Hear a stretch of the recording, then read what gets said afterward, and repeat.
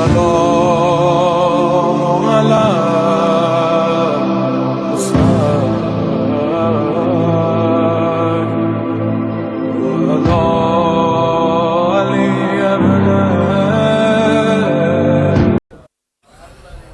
لا حول ولا قوة إلا بالله العلي العظيم حسبنا الله ونعم المولى ونعم النصير.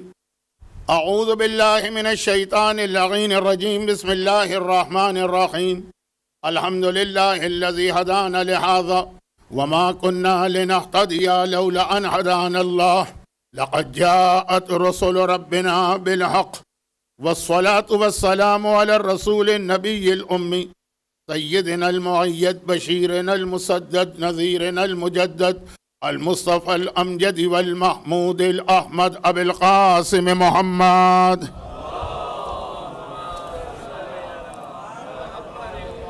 وآله الطيبين الطاهرين المعصومين المظلومين المنتجبين الميامين الذين أذهب الله عنهم الرجس وطهرهم تطهيرا. سيما على الإمام المنتظر والحجة الثاني عشر عجل اللهم له الفرج ولعنة الله على أعدائهم أجمعين من الأزل إلى الأبد. أما بعد فقد قال الله عز وجل في كتابه المبين وفرقانه المتين وقرآنه المجيد وقوله الحق وهو أصدق القائلين.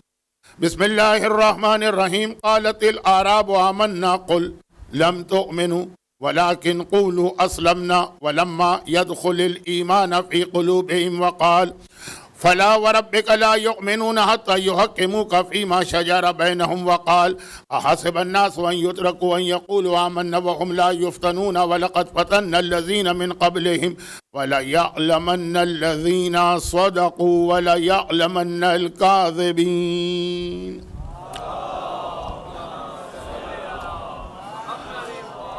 سورہ حجرات، سورہ نساء اور سورہ عنکبوت، تین مختلف آیتوں کی تلاوت کی گئی ہے. اصل عنوان تو آخری تیسری والی آیت ہے، لیکن اس کی وضاحت کے لیے یہ پہلی دو آیتیں. سورہ حجرات کی آیت بہت مشہور آیت ہے. قالت الاعراب، جنگل میں بیٹھنے والے صحرا نشینوں نے کہا کہ ہم ایمان لائے. قل، اے حبیب کہہ دو، لم تؤمنو، تم ایمان نہیں لائے. ولیکن قالو، بلکہ یہ کہو، اسلمنا، ہم اسلام لائے ہیں. کیونکہ ولما يدخل الایمان فی قلوبہم، ابھی ایمان تمہارے دل میں بھی داخل نہیں ہوا. سورہ حجرات یہ بیان کر رہا کہ اپنے آپ کو مومن کہنے والے بہت سے ایسے لوگ ہیں کہ جن کے دلوں میں بھی ایمان داخل نہیں ہوا. ابھی ترجمہ، اور اس کے بعد پھر سورہ نساء کی وہ مشہور آیت جسے میرا ایک اندازہ ہے کہ اس وقت سینکڑوں جگہوں پہ تلاوت کیا جا رہا ہوگا. اس آیت کو نہیں، اس سے بالکل ملی ہوئی آیت. یہ آیت 65 ہے، آیت 64. کیونکہ آیت 64 وہ آیت ہے کہ جس کی پیروی کرتے ہوئے اس وقت تقریباً 2 کروڑ صاحبان ایمان زیارت کے ارادے سے پہنچ چکے ہیں یا پہنچ رہے ہیں. یہ سورہ نساء کی آیت نمبر 64. وَمَا أَرْسَلْنَا مِن رَسُولٍ إِلَّا لِيُطَاعَ اللَّهُ، ہم نے ہر رسول کو اس لیے بھیجا تاکہ لوگ اللہ کی اطاعت کریں. اور اس کے بعد، اے رسول، جب یہ لوگ جاءکا، تیرے پاس آئیں، جن لوگوں نے اپنے آپ پہ ظلم کیا ہے تیرے پاس آئیں، یعنی زیارت کریں اور تو ان کے حق میں دعا کرنے کو تیار ہو جائے. فاستغفر اللہ واستغفر لهم الرسول ولو انہم ظلموا انفسهم جاؤوک فاستغفر اللہ واستغفر لهم الرسول. وہ خود بھی اللہ سے استغفار کریں اور رسول بھی ان کی شفاعت کے لیے تیار ہو جائیں. لوجد اللہ توابا رحیما فلا وربک، بالکل متصل آیت. تو وہ دیکھیں گے کہ اللہ توبہ بھی قبول کر رہا ہے، رحمت بھی نازل کر رہا ہے، لیکن تیرے رب کی قسم. یہ زیارت اسلام میں اس آیت کے ذریعے سے آئی ہے کہ اگر رسول کے پاس آؤ گے تو اللہ کی رحمت پاؤ گے، لیکن فلا وربک لا یؤمنون، تیرے رب کی قسم یہ لوگ مومن نہیں.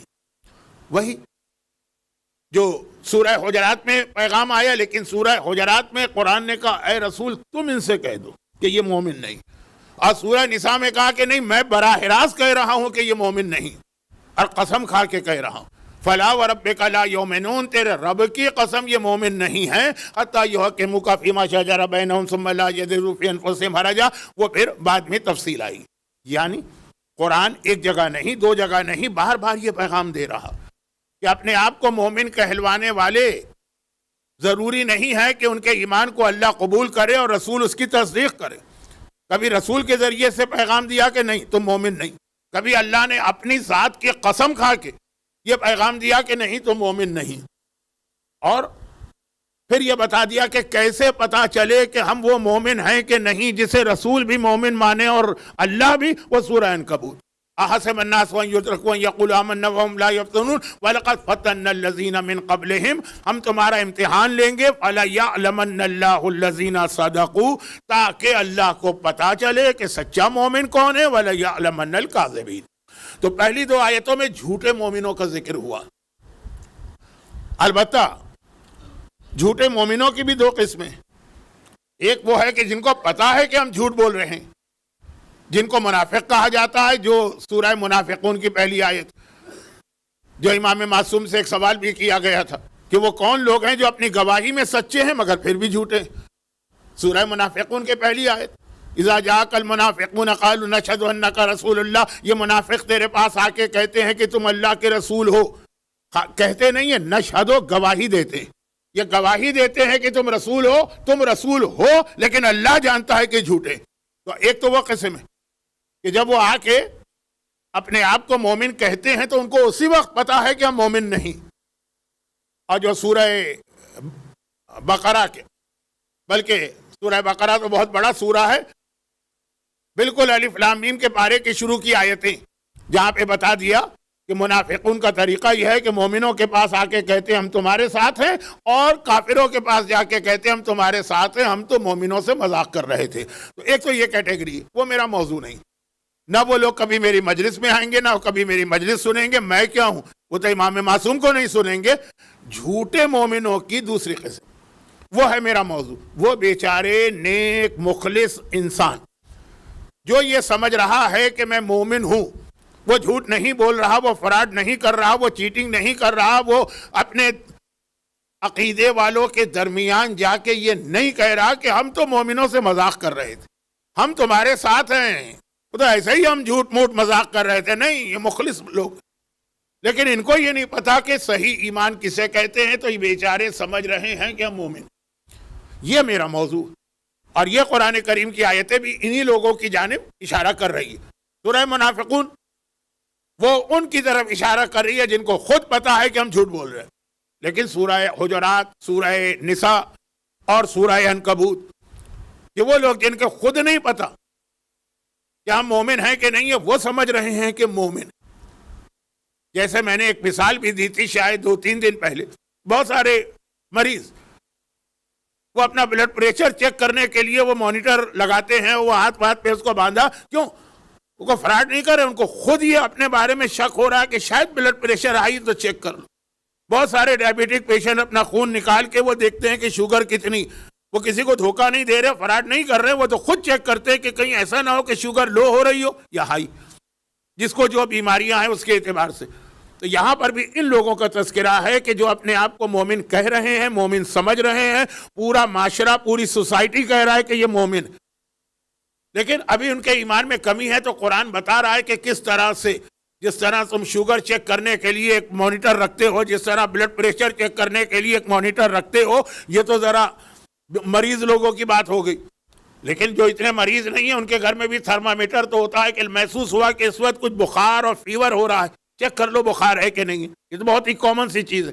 یہ آیتیں اس تھرمامیٹر کا کام کر رہی ہیں، جو یہ بتا رہی ہیں کہ کیسے پتا چلے کہ ابھی تم مومن ہو کہ نہیں۔ یہ پتا ہے کہ تم جھوٹ نہیں بول رہے، یہ معلوم ہے کہ تم اللہ سے دھوکہ نہیں کر رہے، یہ پتا ہے کہ تم کسی کو چیٹنگ میں مبتلا نہیں کر رہے ہو، لیکن تم بیچارے، تمہیں بھی نہیں پتا کہ ایمان کیا ہے۔ تو اللہ بار بار بتا رہا ہے، اور اس سلسلے میں جو آیت میں نے آج پہلی 3 آیتیں تلاوت کی نا، جو پہلی آیت تلاوت کی، جو کل بھی تلاوت کی تھی، اور شاید بس اب ضرورت نہیں ہے اس اشرے میں مزید اس آیت کی تلاوت کی، اس میں ایک لفظ آیا کہ اپنے آپ کو مومن نہ کہنا، کیونکہ لما یدخل الایمان فی قلوبکم، ابھی تو ایمان تمہارے دلوں میں بھی داخل نہیں ہوا۔ یہ لفظ یہ بتا رہا کہ ایمان کا دل میں داخل ہونا بھی کافی نہیں ہے، وہ تو اسٹارٹ ہے، وہ تو آغاز ہے۔ اب آئیے اصول کافی کی حدیث، ہمارے پانچویں امام امام محمد باقر علیہ افضل الصلاۃ والسلام، امام کی ایک حدیث ہے اصول کافی جلد دوم، ایمان اور کفر کا چیپٹر، اس کے اندر یہ ایک حدیث ہے۔ اچھا، یہ والی حدیث عقیدے کے حوالے سے بالکل اس سے ملتی جلتی حدیث، اسی انداز کی، اسی اسٹائل کی، اسی پیٹرن کی، انہی الفاظ کی، عمل کے حوالے سے بھی آئی ہے۔ روزے میں، فروع دین میں سے روزے کے حوالے سے بھی بالکل ایسی ایک حدیث آئی ہے، جو کہ وہ آپ حضرات ماہ مبارک رمضان میں ہر سال سنتے رہتے ہیں۔ اس لیے یہ جو پہلی حدیث ہے جو عقیدے کے حوالے سے، ایک حدیث اصول دین کے حوالے سے، تو ایک حدیث فروع دین کے حوالے سے، ایک عقیدے کے حوالے سے تو ایک عمل کے حوالے سے۔ عمل والی حدیث مشہور ہے تو عقیدے والی حدیث کو سمجھانا آسان ہو جائے گا۔ امام فرماتے، میرا وہ جملہ یاد رکھیے گا کہ لما یدخل الایمان فی قلوبکم، ابھی تو ایمان تمہارے دلوں میں بھی داخل نہیں ہوا ہے، تو دل میں داخل ہوگا تو اس کے بعد پھر ایمان قبول کیا جائے گا، مگر کس طرح؟ امام فرماتے ہیں چونکہ وہ روزے والی حدیث بہت مشہور ہے تو آپ فوراً یہ حدیث 2-3 جملے ہی آپ کے سامنے آئیں گے، آپ سمجھ جائیں گے، ویسے حدیث پورے ایک صفحے کی ہے۔ اور وہ یہ ہے کہ امام فرماتے ہیں کہ مومن، اس کا ایمان زبان کی حد تک نہیں ہوتا، یہ تو قرآن نے بھی مسلسل بتایا۔ اتنا تو ہر پڑھا لکھا مومن، پڑھے لکھے سے میری مراد ہے مجلسوں میں آنے والا جانتا ہے کہ قل، قالا، قولو، اس کے معنی ہوتے ہیں زبان۔ وہ تو قرآن نے کہا کہ زبان کا ایمان تو ہوتا ہی نہیں، ہوتا ہے، پہلا مرحلہ تو وہی ہے، کلمہ ہم کو پڑھنا ہوتا ہے لیکن اس ایمان کو قبول نہیں کرتے۔ امام نے فرمایا اب مومن، اس کے دل میں ایمان جاتا ہے، لیکن خالی دل کا ایمان کافی نہیں ہے، مومن کی آنکھ بھی مومن ہوتی ہے، اس کی آنکھ میں ایک ایمان ہوتا ہے، اس کی زبان کا ایک ایمان ہوتا ہے، اس کے ہاتھوں کا ایک ایمان ہوتا ہے، اس کے پیٹ کا ایک ایمان ہوتا ہے، اس کے پیروں کا ایک ایمان ہوتا ہے۔ یاد کیجئے روزے کی حدیث، معصوم نے فرمایا کہ روزہ خالی کھانے پینے سے رکنے کا نام نہیں ہے، آنکھ کا روزہ ہے، زبان کا روزہ ہے، کانوں کا روزہ ہے، ہاتھ کا روزہ ہے، پیٹ کا روزہ ہے، پیروں کا روزہ ہے۔ اور وہاں پہ جو اس کی تشریح پھر خود امام معصوم نے ہی فرمائی، لیکن روزے والی حدیث میں امام کی تشریح مختصر ہے، ایمان والی حدیث میں امام نے اتنی تشریح کی ہے کہ میں نے کہا پورے ایک صفحے کے اوپر یہ حدیث آئی ہے۔ اور پھر آپ سمجھ گئے کہ مجھے وضاحت کی ضرورت نہیں ہے، لیکن امام فرماتے ہیں آنکھوں کا ایک ایمان، یعنی مومن کی آنکھ کافر و منافق کی آنکھ سے الگ ہوگی، اور کانوں کا بھی ایک ایمان، مومن کے کان منافق اور کافر کے کان سے الگ ہوں گے۔ اب کن معنوں میں الگ ہوں گے وہ تو ایک ہی جملہ کافی ہے کہ کوئی بھی وہ چیز جو اللہ کو ناراض کرنے والی ہے یا جسے اللہ پسند نہیں کرتا، وہ مومن کے کان میں نہیں جائے گی، وہ مومن کی آنکھ اس کو نہیں دیکھے گی، مومن کی زبان پہ وہ لفظ نہیں آئے گا، مومن کے پیٹ میں وہ نوالا نہیں جائے گا، مومن کا ہاتھ اس طرف نہیں بڑھے گا، مومن کا پیر۔ یہ ہے کمپلیٹ ایمان۔ سورہ حجرات، لما یدخل الایمان فی قلوبکم، ابھی تمہارے دل میں بھی ایمان داخل نہیں ہوا، یہ پہلا مرحلہ ہے۔ دل سے اب ایمان پورے جسم کے اندر جائے گا، شاید میڈیکل سائنس میں بھی یہی کہا جاتا ہے کہ دل، خون اس دل سے پورے جسم کے اندر دوڑتا، جسم کے ہر عضو کے اندر، ہر آرگن کے اندر خون جاتا وہ دل کے ذریعے سے۔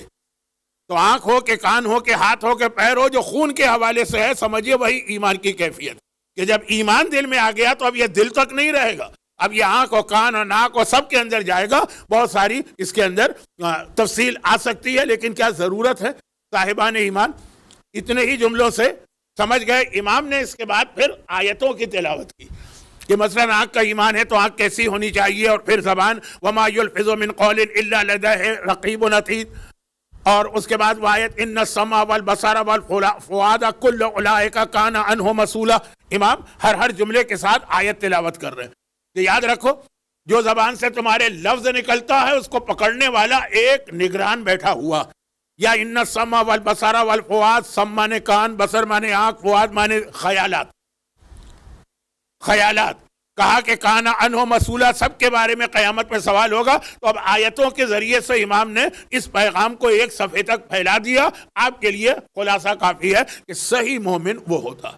اچھا، اب یہاں پہ رک کے ایک بات میں وہ کہہ دوں، جو ویسا میری ساری زندگی کی محنتیں اور ساری زندگی کا میرا ایک موضوع ہے، لیکن فی الحال کچھ ایسے حالات بن گئے کہ میں آج کل باقاعدہ اس کو عنوان بنا کر 5 مجلسیں یا 3 مجلسیں یا 10 مجلسیں اس پہ نہیں پڑھ رہا ہوں، لیکن ہر دوسری تیسری مجلس میں کوئی ایک آدھ نکتہ، کوئی ایک آدھ جملہ اس کے حوالے سے آتا ہے. یعنی امام اور آنے والا امام اور اس کی تیاری.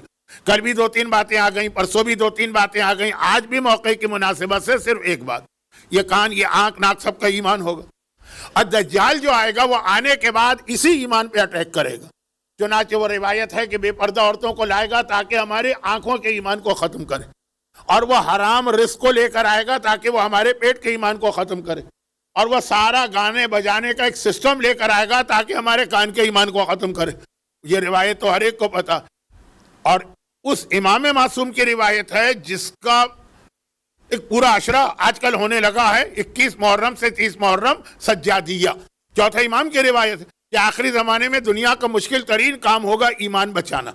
اچھا، اس کے بعد کے معصومین نے بھی اس پیغام کو دہرایا، مگر سب سے زیادہ اس پیغام پہ زور چوتھے امام نے دیا کہ آخری زمانے میں اپنے ایمان کو بچانا. وہ جملہ چوتھے امام کا ہے کہ آخری زمانے میں اگر کسی سے کہا جائے کہ اپنے ہاتھ میں جلتی ہوئی آگ رکھ کے صبح سے شام تک کھڑے رہو، آگ تمہارے ہاتھ پہ ہے اور ہاتھ جل رہا ہے اور کھڑے رہو، وہ کہے گا یہ کام تو بہت آسان ہے.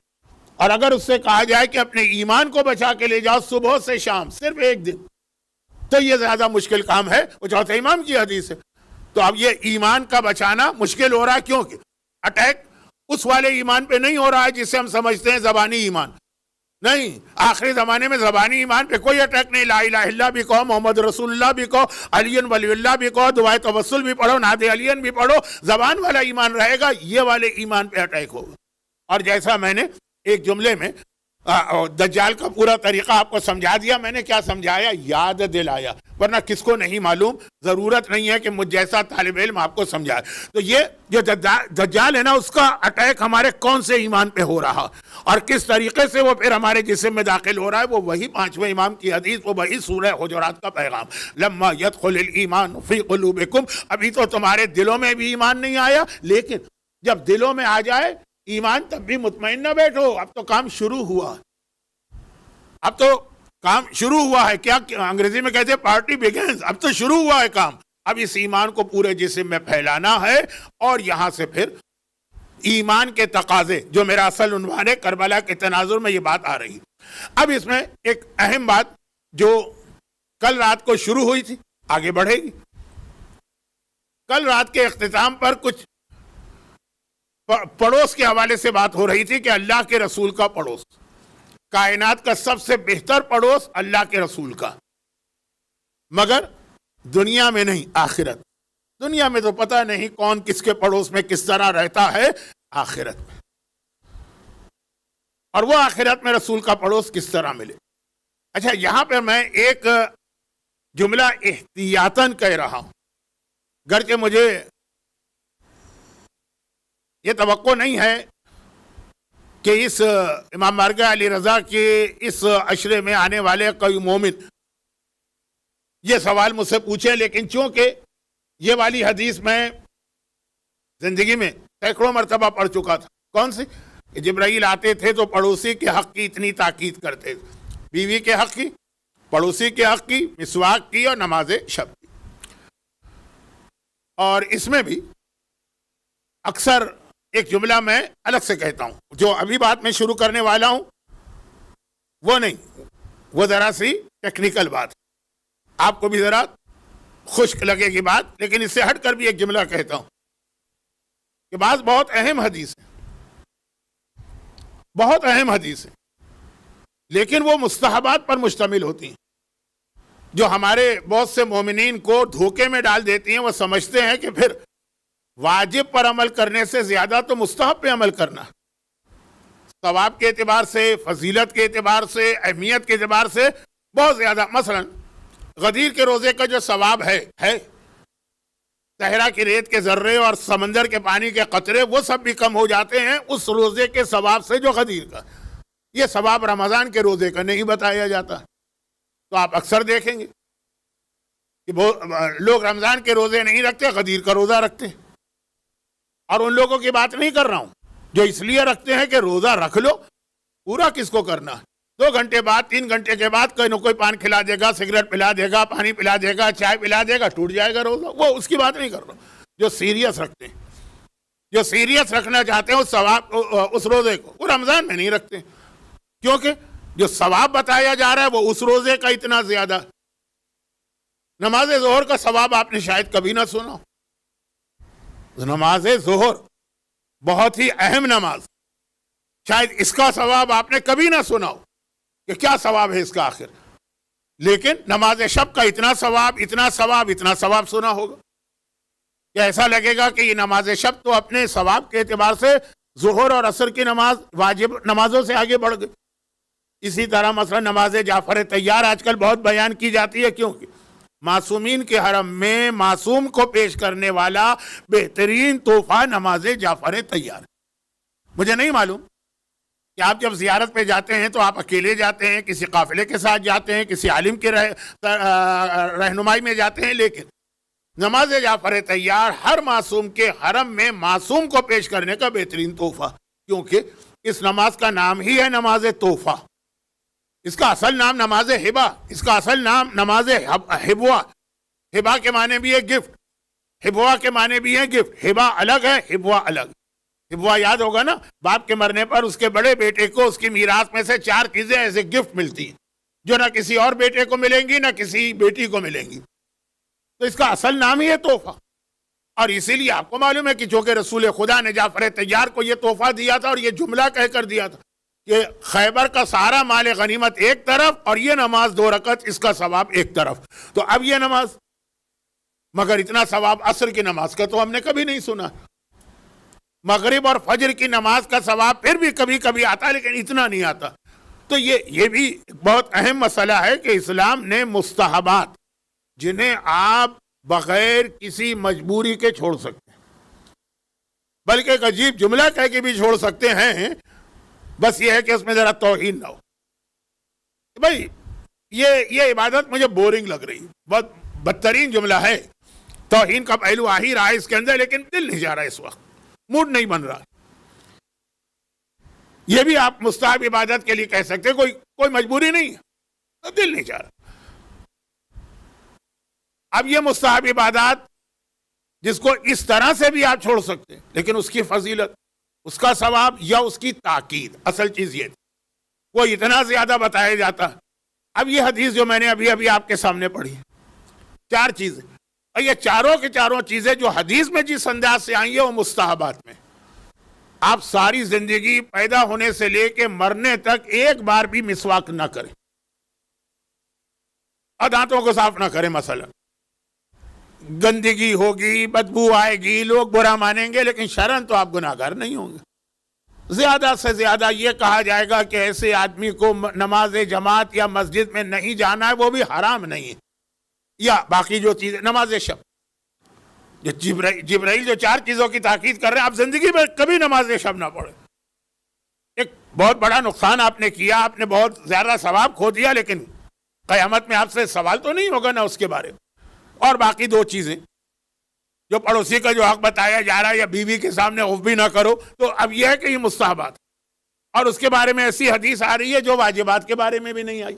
لیکن موقع ملا تو اس سے ملتی جلتی ایک اور حدیث، جیسے آج کے مجلس کے شروع میں ایمان کے حوالے سے میں نے ایک حدیث پڑھی تو کہا کہ اس سے ملتی جلتی روزے کی حدیث بھی سن لیجیے. وہ سنائی نہیں میں نے، وہ اشارہ میرا کافی تھا. اسی طرح اس سے ملتی جلتی ایک اور حدیث ہے، کیونکہ یہ جو دوسری حدیث ہے اس کے اندر بھی مسئلہ وہی ہے کہ کوئی چیز بھی واجبات کی نہیں، لیکن اتنی اہم وہ حدیث. اور یہ حدیث ہے پورے عشرہ زینبیہ کی جان، جہاں یہ کہا گیا معصوم کی طرف سے کہ مومن کی نشانیاں 5 ہوتی ہیں. پہلی نشانی زیارت اربعین. یہ والی حدیث تو آپ ہر اربعین میں سنتے ہیں، بار بار سنتے ہیں. جو زیارت پہ گئے ہیں وہ وہاں سنتے ہیں، جو زیارت پہ نہیں بھی گئے دنیا میں کہیں پر بھی ہوں گے 40 کی رات یا 40 کے دن، یہ حدیث تو پڑھی جائے گی۔ مومن کی 5 نشانیاں جن میں 51 رکعت نماز ہے اور زیارت 40 ہے، اور وہ سجدگاہ یا مٹی پہ سجدہ ہے اور بسم اللہ زور سے پڑھنا ہے۔ تو وہ جو پوری حدیث ہے 5 کی 5 چیزیں، ان میں سے واجبات میں کچھ بھی نہیں۔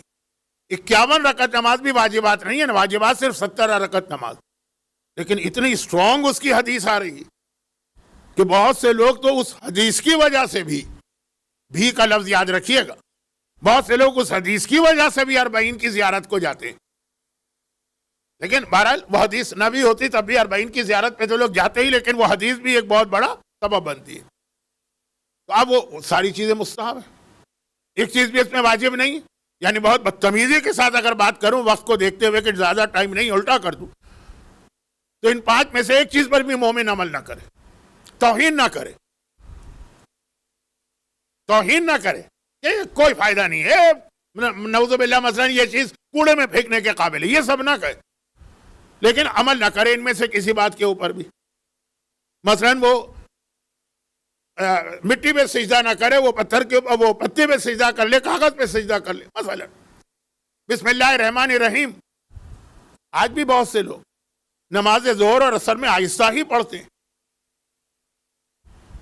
51 رکعت نماز نہ پڑھے، وہ 40 کی زیارت کو بھی نہ جائے، تو گناہگار تو نہیں ہے نا، مومن کی علامت قرار دے دیا گیا۔ وہاں پہ جبرائیل جب آئے نہ فجر کی تاکید کی، نہ مغرب کی تاکید کی، نہ رمضان کے روزوں کی تاکید کی، نہ جو اصل وارث ہیں ان کے میراث کی تاکید کی، جو پڑوسی کی میراث کی تاکید کی، تو مثلا مسواک کی تاکید کی، تو نماز شب کی۔ ایک بہت اہم مسئلہ کہ مستحبات اور مکروہات پہ اتنا زیادہ بہت ساری روایتوں میں زور دیا گیا ہے جو واجبات و حرام پہ بھی نظر نہیں آ رہا۔ اچھا، اس کو میں بعد میں بیان کروں گا، آج نہیں۔ آج تو چونکہ وہ کل والی حدیث کو ریپیٹ کرنا تھا بات کو آگے بڑھانے کے لیے، اس لیے میں نے ایک بات ہی عرض کی، اور شاید وہ جملہ اب آپ بھول گئے ہوں گے کہ میں نے کہاں سے بات کی تھی۔ میں نے کہا تھا وہ کل والی حدیث کے ایک جملے پر جب میں بہت پہلے تفصیلی بات کرتا تھا تو ایک سوال مجمع کرتا تھا۔ اب آج کل کا مجمع تو چونکہ ثواب کے لیے آ کے بیٹھتا ہے، وہ سنتا سناتا تو نہیں ہے، کچھ لوگ سنتے ہوں گے، میں سب کی بات تو نہیں کرتا، لیکن میرے ساتھ مجمع تعاون بھی کرتا ہے۔ اسے یہ بھی پتا ہے کہ اب میری عمر کیا ہے، اسے یہ بھی پتا ہے کہ میں کتنی بیماریوں میں کتنے سالوں سے مبتلا ہوں۔ لوگ تو جو ہے نا کہ جب وہ زیادہ عمر ہو جاتی ہے تو کوئی اپنی گولڈن جبلی مناتا ہے، تو کوئی پلاٹینیم جبلی مناتا ہے کہ جی وہ 50 کے ہو گئے تو وہ 60 کے ہو گئے تو وہ 70 کے ہو گئے۔ میں اپنی بیماریوں کی اب جبلی منانے کی منزل پہ آ گیا ہوں کہ فلاں بیماری کو 50 سال ہو گئے، اس کی گولڈن جبلی، سلور تو نہیں، فلاں بیماری کو 60 سال ہو گئے تو فلاں کو 70 سال ہو گئے، تو میں بیماریاں، عمر اور میری ٹریولنگ، ایسے دنیا کے ایسے علاقے میں بیٹھا ہوں کہ قریب ترین شہر میں بھی جاؤں تو 16 گھنٹے کی تو فلائٹ ہے، ورنہ 40 گھنٹے مومنین تعاون کرتے ہیں۔ مجلس پڑھتا ہوں، جا کے چپکے سے آرام کرتا ہوں، کوئی میرے معاملے میں دخل نہیں دیتا، اور یہاں ضرورت بھی نہیں، اس لیے کہ یہاں پورا سال علماء آتے رہتے ہیں۔ ایام ازائی میں آپ کو تقریباً 6 سے 7 علماء کا سہارا مل جاتا ہے، تو یہ تو میں نے مذاق کی بات کہہ دی کہ لوگ آتے ہیں مجلس میں ثواب کے لیے، سنتے نہیں ہیں، سنتے ضرور ہوں گے، اور کچھ سوالات بھی ہوتے ہوں گے تو دوسرے علماء سے پوچھتے ہوں گے۔ لیکن پہلے جب میں جوان تھا، کبھی تو تھا نا جوان، اور صحت مند بھی تھا، تو ہر مجلس کے بعد 1 گھنٹہ 2 گھنٹہ تو مومنین کے ساتھ بیٹھ کر یہی باتیں ہوتی تھی۔ تو اس وقت ایک سوال، اور وہ یہ بہت ٹیکنیکل سوال ہے اور اس کا کوئی تعلق میرے کسی موضوع سے نہیں ہے، لیکن زیارت 40 کے ایک جملے کی وجہ سے، زیارت 40 جو آپ 40 کے دن پوری دنیا میں پڑھیں گے، اس کے ایک جملے کی وجہ سے عشرہ زینبیہ کے ہر مجلس میں ایک دو میں شرعی مسئلے بھی بتا دیتا ہوں، چاہے اس کا آپ سے تعلق ہو چاہے آپ سے تعلق نہ ہو، موضوع میں اگر وہ آ جائے، اور وہ ہے پڑوسی کو۔ اب وہ تو ایک نصیحت کی بات تھی کہ اتنی تاکید کی کہ پیغمبر کہہ رہے ہیں مجھے ڈر لگا کہ کہیں کل یہ حکم نہ آ جائے کہ تمہاری جائیداد میں تمہارا پڑوسی بھی حصہ لے کے چلا جائے گا۔ یہ بات کو سمجھانے کا طریقہ، لیکن اسلام میں ایک مسئلہ ہے حق شفا، اور یہ غالباً وہ لوگ اچھی طرح جانتے ہیں کہ جو زمیندار ہیں، جن کی زمینیں، اب ہندوستان میں تو سنا ہے کہ شاید زمینداری ختم ہو گئی، پاکستان میں اسٹل پنجاب اور سندھ میں لوگ ہیں، تو حق شفا ایک ہے، اس کے اندر ہمارے مجتہدین کے فتوے میں حق شفا تو اسلام میں ثابت دو چیزوں میں بحث ہے. جیسے میں نے 3 دن پہلے یا 3 دن پہلے گفٹ کے مسئلے میں آپ کو بتایا تھا کہ گفٹ دینے کے بعد واپس نہیں لے سکتے, تو اس میں جو خونی رشتہ دار کا گفٹ ہے اس میں پھر کیا بحث ہوتی ہے مراجع میں. بحث کا مطلب کیا ہے؟ جب میں کہوں بحث ہوتی ہے اس کا مطلب یہ ہے کہ اس میں 2 فتوے, سارے علماء متفق نہیں, آدھے کہتے ہیں یہ ہے, آدھا تو شوہر بیوی کا مسئلہ وہ بحث ہوتی. شوہر بیوی بھی کیا اس کیٹیگری میں آتی ہے کہ جو خونی رشتہ داروں کی کیٹیگری ہے؟ بعض مجتہدین کہتے ہیں وہ شوہر بیوی بھی اسی میں آتی ہے, یعنی شوہر نے بیوی کو تحفہ دیا واپس نہیں ہو سکتا, اسی طرح الٹا. اور بعض کہتے ہیں اس کیٹیگری میں نہیں آتی, وہ بات ہو چکی ہے, اس کو نہیں دوہرانا. حق شفا, حق شفا میں 2 چیزوں کی بحث. حق شفا تو اسلام میں ایک حق ہے, لیکن بحث یہ ہے کہ کیا یہ ان چیزوں میں بھی ہے جو موویبل پراپرٹیز ہے. آدھے علماء کہتے ہیں اس میں بھی, آدھے کہتے ہیں اس میں نہیں, بلکہ آدھے بھی میں نے غلط. زیادہ تر مجتہدین کہتے ہیں کہ حق شفا موویبل پراپرٹی میں نہیں, لیکن آیت اللہ السیستانی کہتے ہیں کہ نہیں, موویبل بھی ہے حق شفا, ایک ہی. اور دوسرا یہ کہ کیا حق شفا پڑوسی کو بھی حاصل ہے, یہ بہت بڑا مسئلہ ہے, اور اس میں بھی مجتہدین کے 2 فتوے. لیکن بہرحال اب جب آغا سیستانی کا نام آیا تو ان کا فتویٰ ہے کہ نہیں, پڑوسی کو حق شفا نہیں. اچھا, حق شفا مجھے ضرورت محسوس نہیں ہو رہی کہ میں اس کو سمجھاؤں, کیونکہ مجلس کا آدھا وقت ہو چکا. پھر بھی جب اتنی بات آ گئی تو ایک جملہ. حق شفا کا اصل مطلب ہے کہ اگر کسی چیز کے 2 پارٹنر ہیں, دونوں مل کے ایک چیز کے مالک, اور ان میں سے ایک پارٹنر اپنا حصہ بیچنا چاہے تو کسی تھرڈ پارٹی کو نہیں بیچ سکتا. پہلا حق اس کا ہے جو اس کے ساتھ شریک, پہلے اس کا حق. اب فرض کیجئے کہ ہماری اور کسی اور مومن کی پارٹنرشپ ایک مکان, ہم دونوں مالک ہیں ایک مکان, ہماری اس سے ناراضگی ہو گئی, جھگڑا ہو گیا, فساد ہو گیا, ہم نے کہا ہم اپنا حصہ بیچ رہے ہیں. یہ اس کے ساتھ ہر وقت جھنجھٹ, ہر وقت جھگڑا. تو اب چونکہ اب جھگڑے کی وجہ سے بیچ رہے ہیں, اس کو تو نہیں بیچیں گے, کہیں اور بیچیں گے.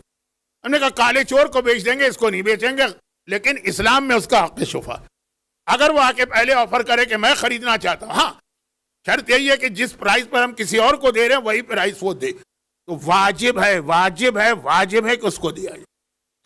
اچھا, یہ حق شفا اسلام میں غیر منقول, یعنی جو موویبل پراپرٹی نہیں ہے اس میں تو ثابت ہے, وہیں سے تو چلا. باغ, کھیت, مکان, زمین, پلاٹ. لیکن جو اب آغا سیستانی کا ایک فتویٰ آ گیا تو اس کی مثال دے دوں. لیکن کیا یہ جو موویبل پراپرٹیز ہے, گاڑی, 2 آدمیوں نے مل کے گاڑی خریدی ہے, مثلا ان کا بزنس ہے, تو وہ کارگو کے لیے یا سامان لے جانے کے لیے ایک پک اپ خریدا, آدھا ہمارا آدھا اس کا, ہم بیچنا چاہتے ہیں اپنا حصہ, پہلے اس کا حق. اور اسی طرح سے اب مراجع تو گھوڑے کی مثال دیتے ہیں جو پہلے زمانے میں وہی تھا, اور بہت ساری, اس میں بھی حق شفا ایک بات. مگر بحث یہ ہے کہ کیا یہ پڑوسی کو بھی حق حاصل, ہمارا فلیٹ ہمارا ہے, اس کا فلیٹ اس کا ہے, وہ ہمارے ساتھ پارٹنر نہیں, ہم اپنا فلیٹ بیچنا چاہتے ہیں, وہ کہہ رہا ہے کہ پہلے مجھے آفر کرو, میں خریدنا چاہتا ہوں, میرے بیٹے کی شادی ہونے والی ہے, اس کو میں فلیٹ دینا چاہتا ہوں, کتنا ہی اچھا ہو کہ دیوار برابر مل جائے, بہت ہوتا ہے یہ. اب ہم راضی ہو جائیں الگ بات ہے, لیکن شرعاً ہم پر واجب نہیں. لیکن وہ جو پارٹنر والا مسئلہ ہے, شرعاً ہم پر واجب ہے حق شفا, تو یہ پڑوسی کو نہیں. لیکن جو پیغمبر کا جملہ, اب میں نے کہا کہ یہ آج کل کوئی یہ سوال مجھ سے نہیں کرتا, بلکہ لوگوں کی سمجھ میں تو بعض وقات آتا بھی نہیں کہ میں بتا کیا رہا ہوں, کون سی جناتی زبان بول رہا ہوں. دیکھ لیجئے مجمع کے چہرے کو پلٹ کے, تو خلاصہ یہ ہے کہ پہلے لوگ یہ کہتے تھے کہ یہ جو حق شفا ہے تو وہ جبرائیل نے آ کے کہا تو وہ تو پڑوسی کو حق حاصل ہے. نہیں, بات وہاں تھی کہ نہیں, واجبات میں پڑوسی شامل نہیں ہے, لیکن تاکید اس کی اتنی. لیکن کب ملے گا پڑوسی آپ کو, جب موسیٰ کا پڑوسی بننا ہے, والدین کی اتنی خدمت کرے, اتنی خدمت. عیسیٰ کا پڑوسی بننا ہے تو اس طرح سے ہر نعمت پہ شکر خدا کرے. لیکن اگر رسول خدا کا پڑوسی بننا ہے تو یتیم کی کفالت کریں اور دیکھ بھال. اب دیکھیں یہاں سے بات ذرا سی, بظاہر ابھی تک کی مجلس ایک طرح سے رکی ہوئی تو نہیں ہے, اب یہاں سے بات آگے بڑھ رہی ہے. اور اس میں ایک اور اہم بات مجھے بتانا تھی, لیکن اس کی وجہ سے اصل موضوع رہ جائے گا, تو آئیے پہلے اصل موضوع کو پورا کر لیں. انشاءاللہ کل تو شہادت کی رات ہے, تابوت بھی برآمد ہوگا, تو حالات بھی زیادہ اٹھوے کے آئیں گے. پرسوں پھر انشاءاللہ جو میں نے کہا ایک اہم بات ہے وہ پرسوں بتاؤں گا, بہت اہم نہیں ہے, لیکن جو اصل بات ہے یہ تھی. اب یہاں ہمارے پاس وہ حدیث آ رہی ہے جو کسی نے مجھ سے فرمائش بھی کی ہے کہ مولانا ایک دفعہ اور پڑھ دیجئے.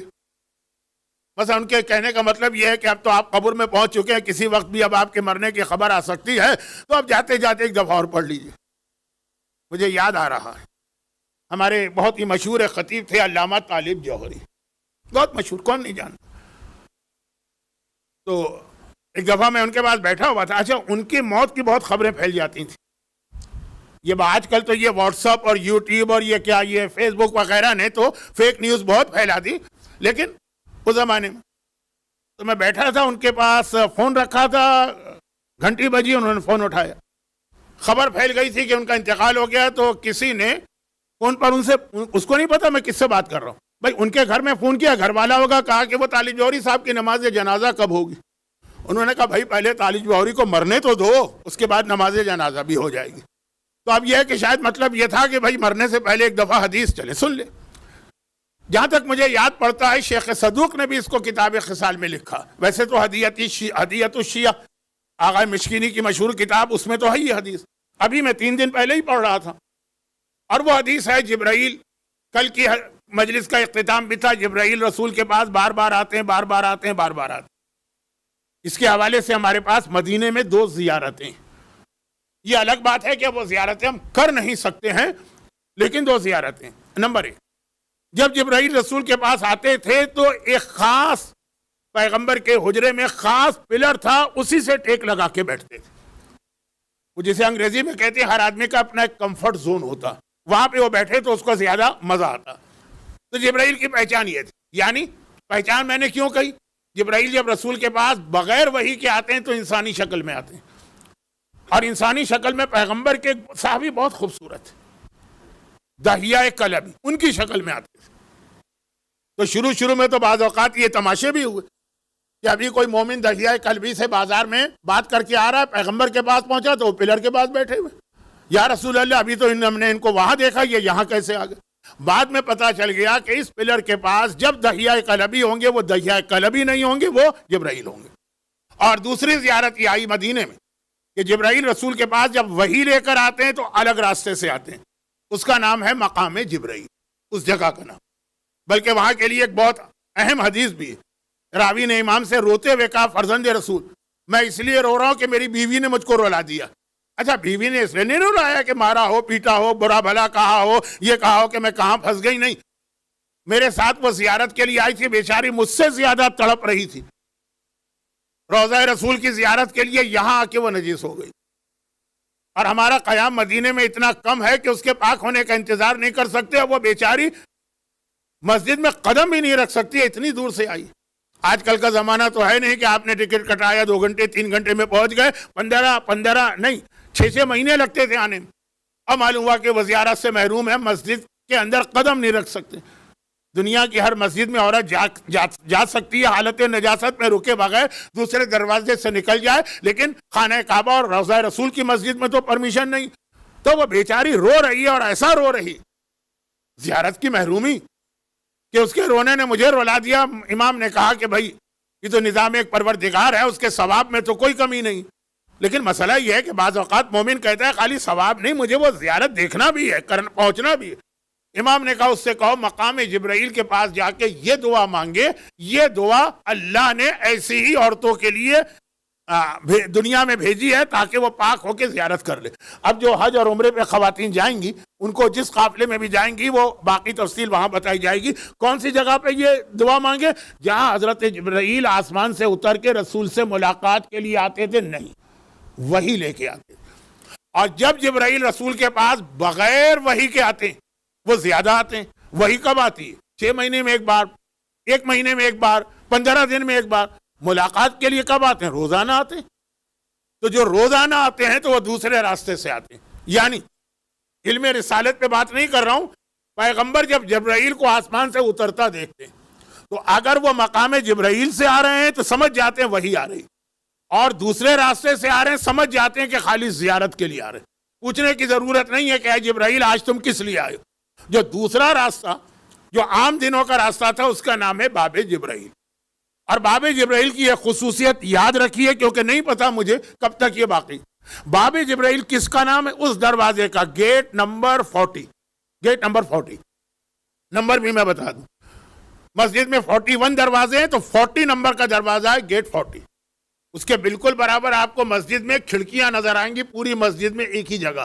اس کی اپنی ایک تاریخ ہے جو ممبر پر موجودہ حالات میں نہیں بیان ہو سکتی، لیکن الحمدللہ آپ لوگ حج عمرے پہ جاتے ہیں کسی عالم کے ساتھ، وہ آپ کو اس کی تاریخ بتائیں گے، کھڑکیوں کی بہت اہم تاریخ ہے، اہل بیت سے ریلیٹڈ ہے۔ لیکن اس سے پہلے آ جائیے باب جبرائیل، گیٹ 40۔ یہاں سے جبرائیل کیوں آتے ہیں؟ جب خالی رسول کی زیارت کے لیے آتے ہیں۔ رسول کی زیارت ہم اور آپ ہی نہیں تڑپتے ہیں، جبرائیل بھی تڑپتے ہیں، یہاں سے آتے ہیں۔ اور جیسا میں نے کہا یہاں سے روز آتے ہیں، تو اب کامن سینس کی بات ہے کہ پیغمبر کی زیارت کے لیے آ رہے ہیں تو باب جبرائیل سے جا رہے ہیں، تو باب جبرائیل پیغمبر کے حجرے کے سامنے ہوگا، وہ راستہ ہوگا؟ نہیں۔ عجیب بات یہ کہ نہیں، اور اب تک آپ یہ بات چیک کر سکتے ہیں جب تک کہ اس کے کنسٹرکشن میں کوئی تبدیلی نہ ہو جائے۔ وہ کیا کہ باب جبرائیل آ رہے ہیں رسول سے ملاقات کے لیے، لیکن باب جبرائیل رسول کے حجرے کی سیدھ میں نہیں ہے، شہزادی کونین کے حجرے کی سیدھ میں ہیں۔ یعنی باب جبرائیل سے جو داخل ہوگا رسول کے پاس بعد میں جائے گا، پہلے اسے فاطمہ زہرا کے پاس جانا پڑے گا۔ اور سن لیجئے، ہاں جی ہاں، درود بھیجئے، درود بھیجئے، اور سن لیجئے کہ جبرائیل آتے بھی یہاں سے، جاتے بھی یہاں سے ہیں، آ رہے ہیں رسول سے ملاقات کے لیے، لیکن اس راستے سے آ رہے ہیں کہ پہلے حجرہ فاطمہ ملے گا، پھر رسول کے پاس جائیں گے، تو واپس بھی اسی راستے سے جائیں گے، یعنی حجرہ فاطمہ سے ہو کے جائیں گے۔ رسول کی ایک بار زیارت کے لیے فاطمہ کے در پہ 2 مرتبہ حاضری دینا پڑے گی۔ اور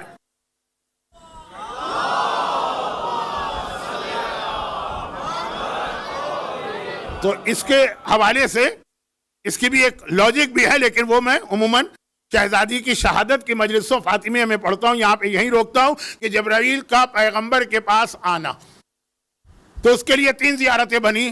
ایک زیارت وہ پلر جہاں بیٹھتے تھے، لیکن وہ تو اب زری کے اندر آ گیا، کوئی نہیں جا سکتا۔ دوسرا مقام جبرائیل، خواتین کو ہم بتاتے بھی ہیں جو اس پرابلم میں مبتلا ہو جاتی ہیں، لیکن مردوں کو بھی، کیونکہ وہاں کی بھی ایک دعا، اے جواد و اے کریم اے قریب و اے بعید اردود علیہ نعمت، خاص دعا ہے وہاں کی۔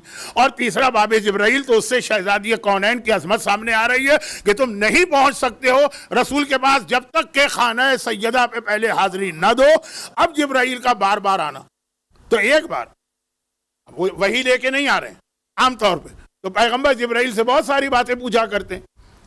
تو ایک بار پیغمبر نے پوچھ لیا کہ جبرائیل، یہ پوچھنا اس لیے نہیں ہے کہ پیغمبر کو نہیں معلوم، یہ پوچھنا اس لیے ہے کہ ہم کو بتایا جائے یہ ساری چیزیں، جس کی ایک دلیل قرآن کریم میں حضرت سلیمان و داؤد کا واقعہ کہ 2 فرشتے جھگڑا کرتے ہوئے آئے، 2 فرشتے ایک مسئلے پر، تو امام نے کہا دیکھو دونوں فرشتے معصوم ہیں، کوئی کیس بھی نہیں تھا، لیکن بات سمجھانے کے لیے بظاہر وہ آپس میں جھگڑا کرتے ہوئے آئے، انسانی شکل میں آئے، اپنا کیس لے کر آئے۔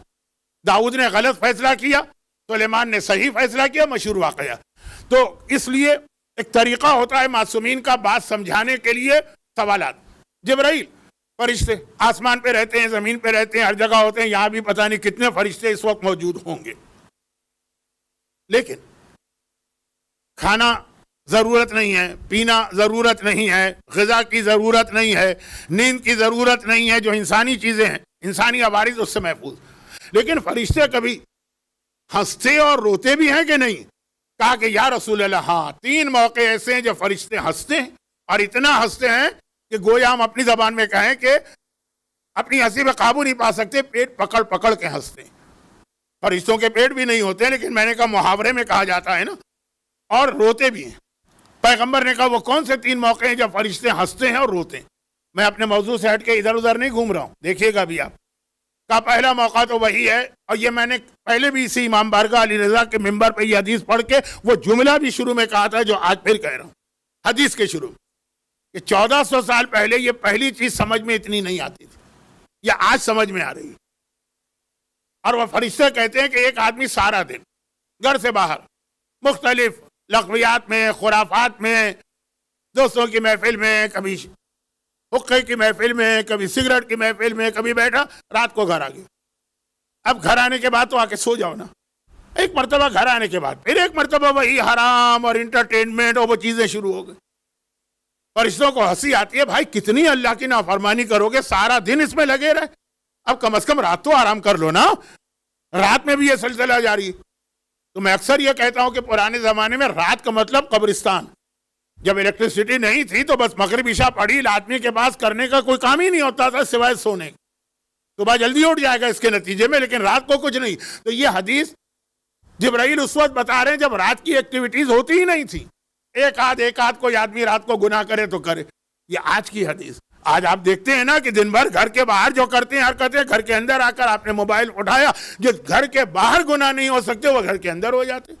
یہ ٹی وی بہت پرانی چیز میں بات کر رہا ہوں اپنے زمانے کی. میری جو جوانی تھی بلکہ بچپنا تھا, پاکستان میں ایک ہی ٹیلی ویژن تھا, پاکستان ٹی وی, وہ بھی 6 بجے سے 11 بجے تک تھا. 11 بجے فرمان الہی پہ وہ بند ہو جاتا تھا. لیکن اب آپ دیکھ رہے ہیں اس کے بعد پھر یہ فیس بک, اس کے بعد پھر یہ واٹس ایپ, پوری رات لڑکے اور لڑکیاں بھی اس میں لگے رہتے ہیں. تو وہی فرشتے جو ہے نا وہ پیٹ پکڑ کے ہنس رہے ہیں کہ بھائی کتنے گناہ کرو گے, ابھی بھی دل نہیں بھرا دن بھر گناہ کرنے کے بعد. اور کہا دوسرا یہ ہے کہ ایک آدمی اللہ نے اس کو اتنا دیا ہے کہ اس کا آرام سے گزارا ہو جاتا, مگر نہیں, ایک مکان مل گیا اب دوسرا بھی بنانا. بھائی کس کے لیے بنانا ہے؟ بچوں کی شادی ہو جائے گی, سب الگ اپنا خود کما لیں گے. دوسرا ہو گیا, تیسرا بھی بنانا, تیسرا نہیں تو چوتھا بھی بنانا. اتنے پیسے جمع ہو گئے بینک میں کہ اپنا بڑھاپا گزرے گا اور پیسے.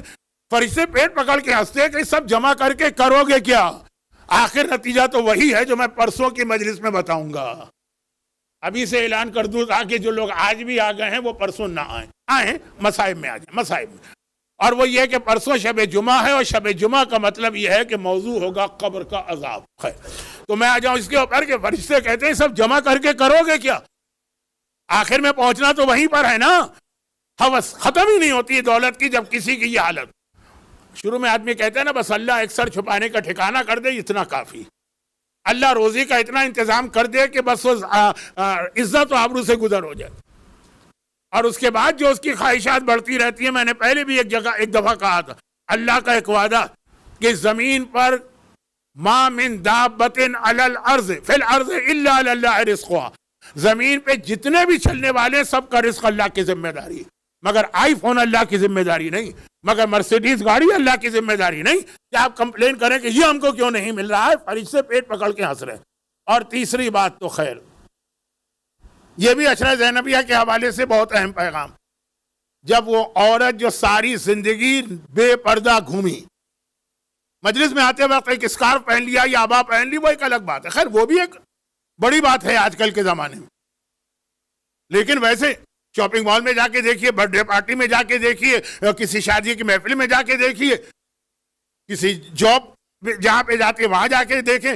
اگر کسی ایسے علاقے میں کہ جہاں اب آیا وہاں کا ایک ڈریس بن گیا اس لیے پہن رہی ہے, تو پلین میں جا کے بیٹھے, پلین اڑا نہیں کہ وہ اب آیا اتری نہیں کہ وہ ہینڈ بیگ میں گئی نہیں. تو یہ جو ایک عورت ہوتی مر گئی, مرنا تو ہر ایک کو, اور مرنے کے بعد اس کو کفن پہنا کے اب قبر میں اتارا جا رہا ہے. اور کوئی صاحب کھڑے ہو کے اعلان کر رہے ہیں آخری دیدار کر لیں, صرف محرم لوگ آئیں.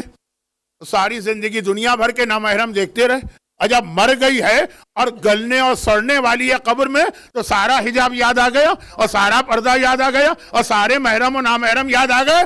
آپ کو کچھ پتا چلے نہ چلے, ساتوں آسمان کے فرشتے پیٹ پکڑ کے ہنس رہے ہیں کہ واٹس اے جوک. وہ عربی میں کہہ رہے ہوں گے, انگلش میں نہیں کہہ رہے ہوں گے. لیکن پیغمبر سے جبرائیل اس پلر کے قریب بیٹھ کر, جس کا نام ہے ستون جبرائیل, مقام جبرائیل, ستون جبرائیل, باب جبرائیل, ستون جبرائیل, فرشتے ہنستے ہیں. اور روتے کب ہے؟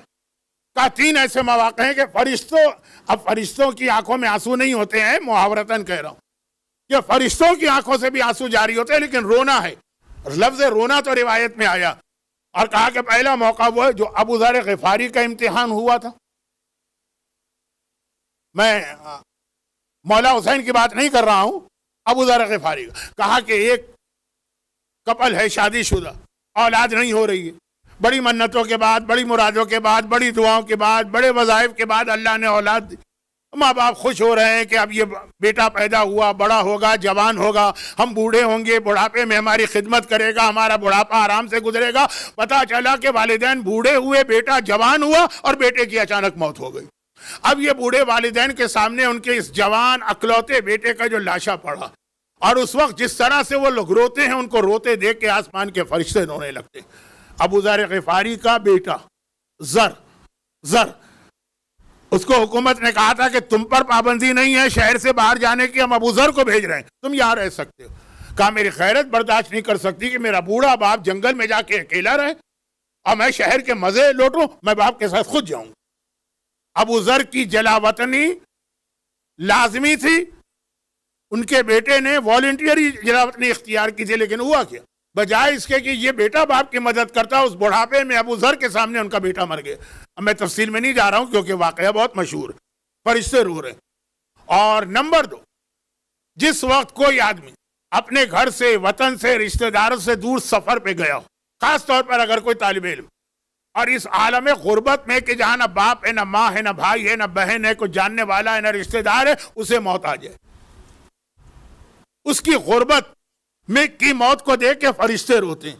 اور تیسرا یہ ہے کہ جب کسی بچے کا باپ یا ماں مر جائے، یتیم بچہ چھوٹا سا، اور اس کے بعد جو اس کو پال رہا، معلوم ہوا کہ بچہ رو رہا ہے، باپ اور ماں کو یاد کر کے یہ اس کو ڈانٹ رہا ہے، بچہ سو گیا ہے، خواب میں اس نے باپ یا ماں کو دیکھا، یہ لفظ ہے روایت میں خواب کا، باپ اور ماں کو دیکھا اور ایک دم اس کی آنکھ کھلی، رونے لگا، اور جو اس کی نگرانی کر رہا ہے، جو بھی اس کو پال رہا، اس نے ایک مرتبہ ڈانٹ دیا اور کھرکی دے دی کہ سونے نہیں دیتا کمبخت، ایک مرتبہ 2 ہاتھ مارے اور سلا دی۔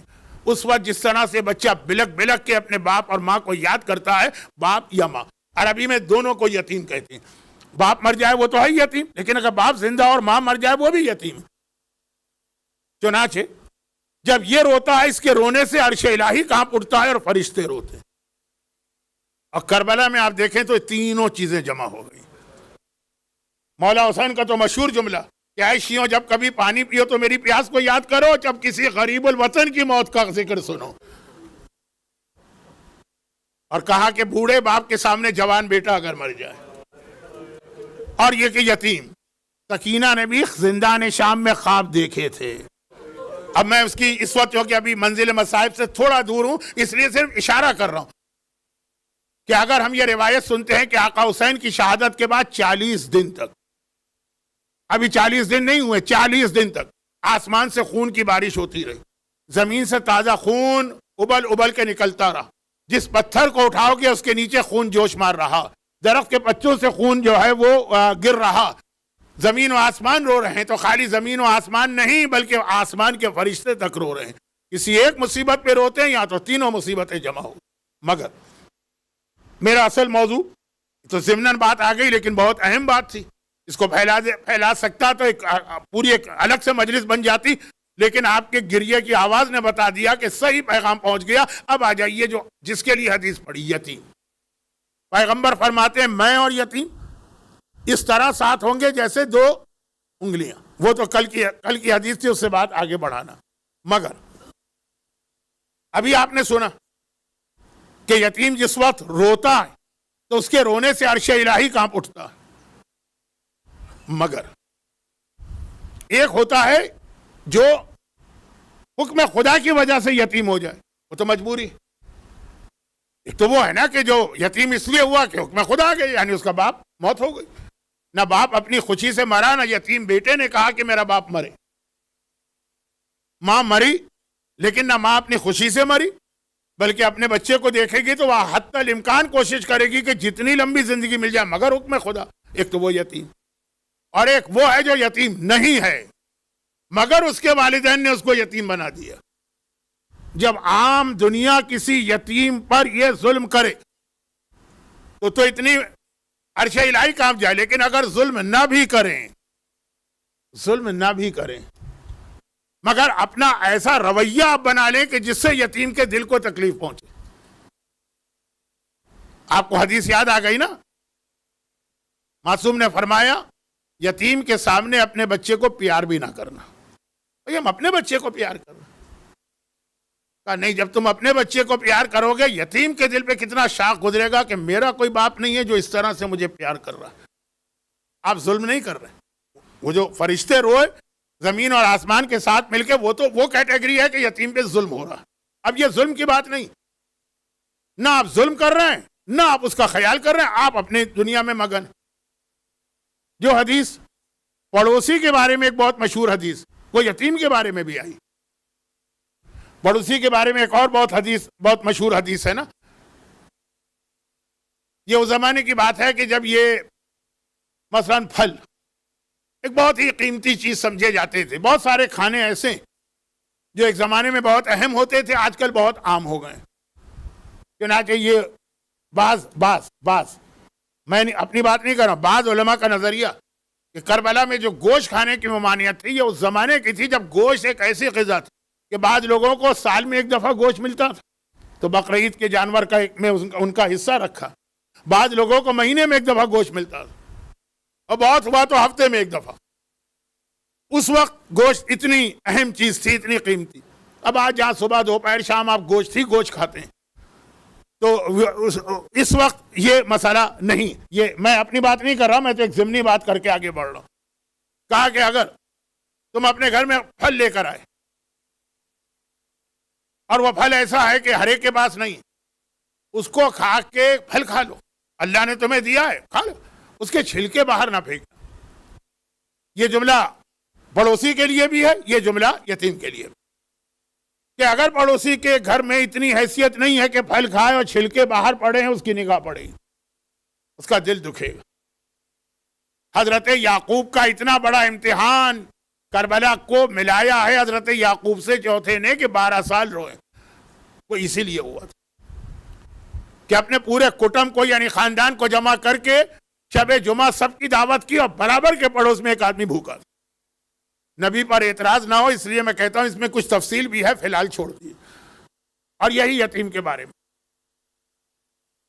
कि तुम अपने घर में बेहतरीन खाने ला रहे हो, चॉकलेट ला के बच्चों को दे रहे हो, और चलें अब तो दुनिया को पता चल गया 2 हवालों से ये कोक वोक फिजी ड्रिंक्स वगैरह मना है, लेकिन मैं कह रहा हूं कि जो बेहतरीन चीजें यतीम के सामने मत देना, उसका दिल कितना दुखेगा। आप उस पर कोई जुल्म नहीं कर रहे, आप ना उसे मार रहे हैं, ना पीट रहे हैं, ना डांट डपट कर रहे हैं, ना बुरा भला कह रहे हैं। आप जो मोहब्बत और शफकत है वो अपनी औलाद पे जाहिर कर रहे हैं। बाप और माँ अपनी औलाद से मोहब्बत ना करे तो कौन करेगा, मगर ऐसा इजहार मोहब्बत जो यतीम के दिल को तकलीफ पहुंचा दे, पसंद नहीं करता वो इस्लाम इस मौके पे उसको। तो अगर कोई ऐसा हो कि इसकी भी आगे की डिग्री हो, वो अपने बच्चों को खुद यतीम बना दे।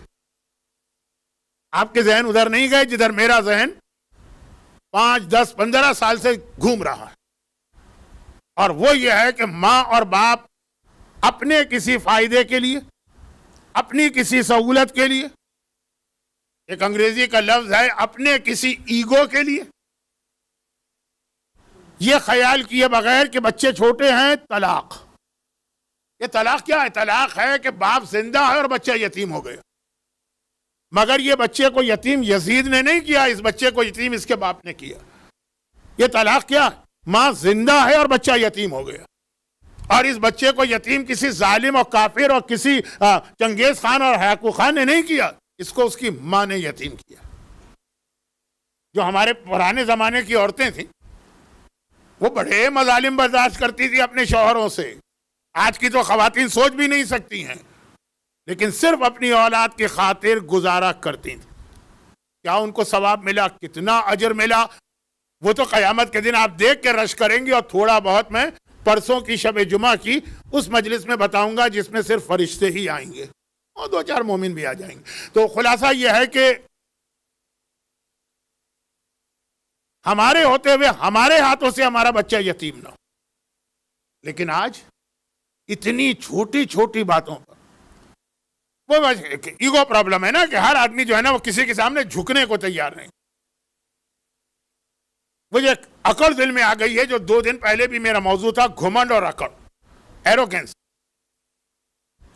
मर्दों में भी औरतों में भी।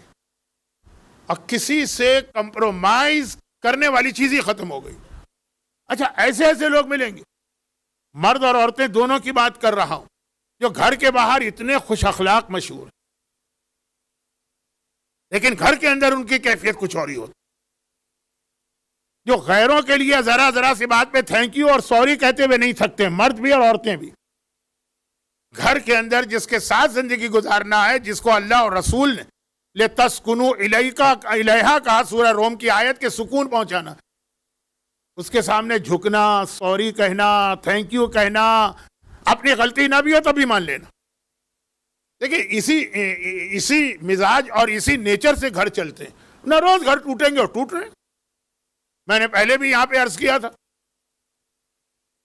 کہ مثلاً کینیڈا میں جاتا ہوں, تیاریاں ہو رہی ہوتی ہیں شادیوں کی, کیونکہ 8 ربیع الاول تک تو ہمارے یہاں شادیاں نہیں ہوتی, 9 سے شادیاں ہوں گی. بہت ساری شادیاں ربیع الاول میں اسی لیے ہوتی ہیں کہ 2 مہینے 8 دن غدیر اور مباہلے کے بعد جو رکا ہے سلسلہ, تو اب 2 مہینے 8 دن کے بعد پتہ چلا. اور یہ میں جو بتا رہا ہوں یہ سارے فیکٹس ہیں, یہ فرضی مثال نہیں بنا رہا کہ 100 شادیاں ہوئی ہیں. اگلے سال ایام اعزاں میں پہنچا, پتہ چلا 100 میں سے 80 طلاقیں بھی ہو چکی, اور کتنی چھوٹی چھوٹی بات کے اوپر. بلکہ مغربی دنیا کے کسی ایک ملک میں ملک کا نام نہیں لینا چاہتا, تو ملک کا نام لوں گا تو ان عالم کا نام بھی آپ کے ذہن میں آ جائے گا جو میں بعض وجوہات کی بنا پہ نہیں بتانا چاہتا ہوں. مغربی دنیا کے ایک ملک میں اپنے دوست عالم سے ملنے گیا. ویڈنسڈے کا دن تھا, آج ہے منگل, کل ویڈنس جو ہے. تو پتہ چلا کہ ان کے گھر کے باہر بلا مبالغہ 400 500 چلے 100 تو ہوں گے, ایک لائن لگی ہوئی ہے گھر کے باہر. جیسے بعض اوقات جب کہیں چیکنگ ویکنگ ہوتی ہے ایک لمبی لائن ہوتی ہے. بھئی کس چیز کی لائن ہے؟ یہاں کوئی تحفہ مل رہا ہے, کوئی گفٹ مل رہا ہے, کچھ پیسے تقسیم ہو رہے ہیں تو ہم بھی موجود ہیں, ہم بھی یہاں 5 سواروں میں, بھئی ہمیں بھی کچھ دے دیں. شارجہ میں تو کوئی کچھ نہیں دیتا. یہ ایک مذاق کی بات ہے, اس کو آپ سیریس مت لیجیے گا, آپ ہی دے دیں.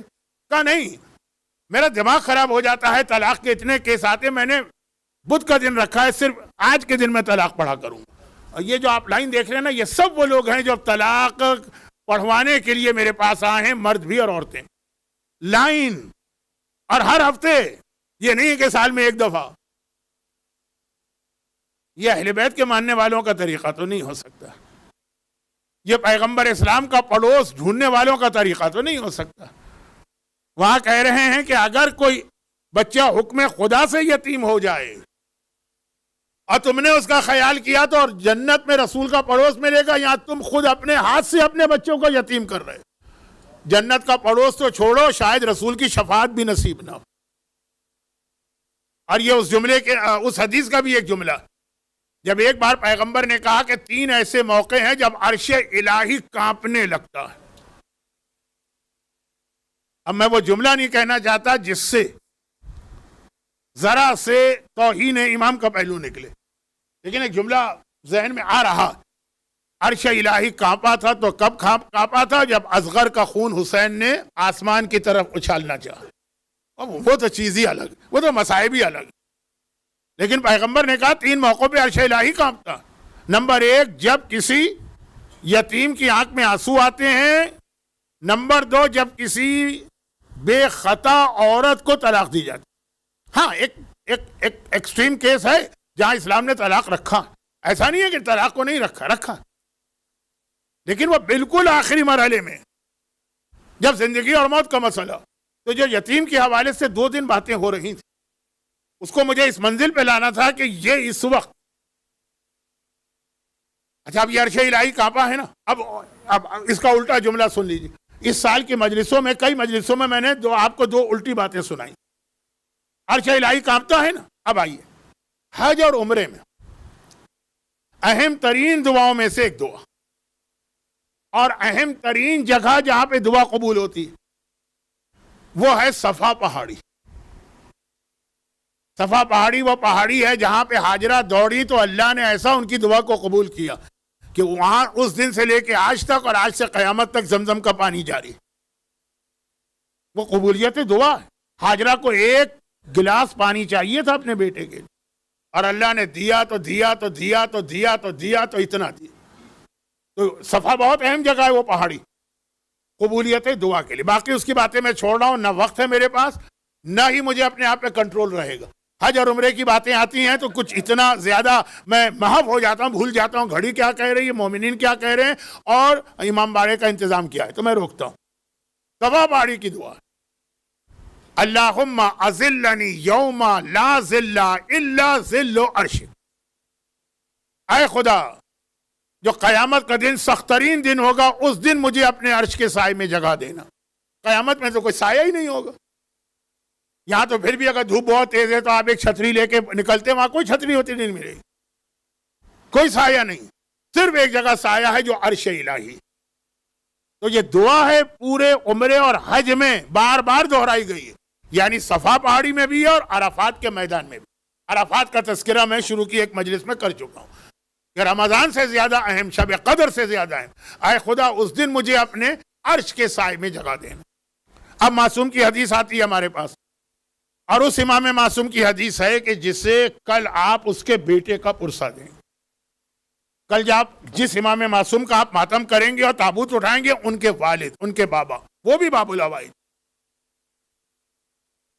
اصل میں تو وہی باب العوائد ہے 14 معصومین میں، پھر جناب عباس، علی اصغر، لیکن معصومین ان کی حدیث کہ 3 ایسے لوگ ہیں جنہیں اللہ قیامت کے دن خاص طور پر اپنے عرش کے نیچے بلا کے عرش کے سائے میں رکھے گا، جن میں سے ایک، اب 3 پڑھنے کا وقت نہیں، جن میں سے ایک وہ شخص ہے جو شوہر اور بیوی کے اختلافات کو دور کرنے کے لیے دوڑ دھوپ کرتا ہے۔